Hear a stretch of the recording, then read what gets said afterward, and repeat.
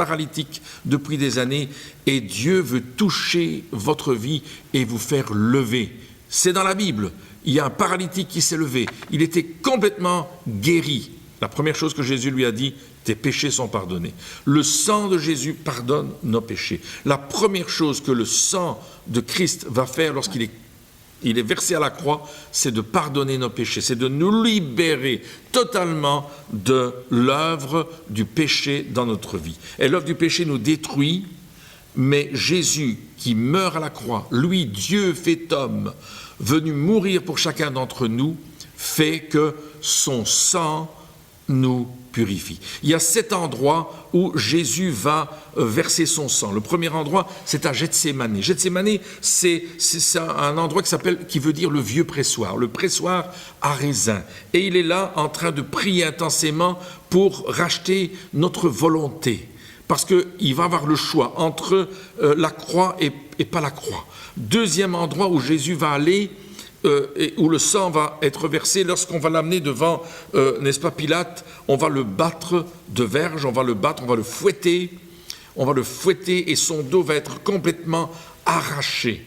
Troisième endroit où le sang de Christ va couler, c'est lorsqu'on va mettre la couronne d'épines sur sa tête. Ça va être terrible, c'est pas des petites épines, on va lui enfoncer dans le crâne, on va le frapper, on va se moquer de lui.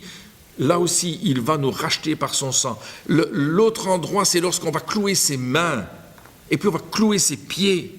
Et chaque fois, là, les mains de Jésus vont être clouées à la croix, et par ces meurtrissures, tu es guéri. Le sang de Jésus va racheter plein de choses, notre volonté, notre prospérité, notre maladie va être guérie à la croix.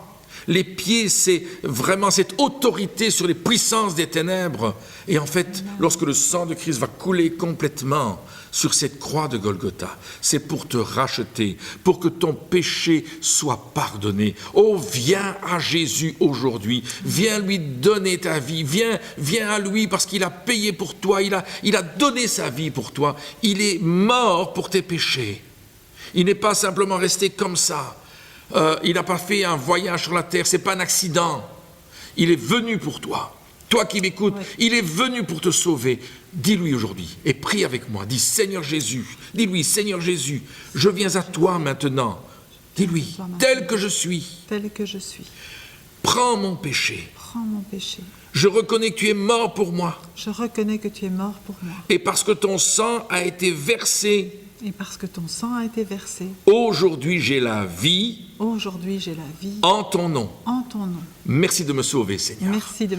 Amen. Alléluia. Vous avez fait cette prière. Vous êtes là, dans votre maison. Il y a une joie qui vient sur vous. Écrivez-nous à l'adresse qui apparaît sur l'écran ou téléphonez-nous au numéro de téléphone. Nous voulons vous suivre dans le nom de Jésus. Soyez bénis.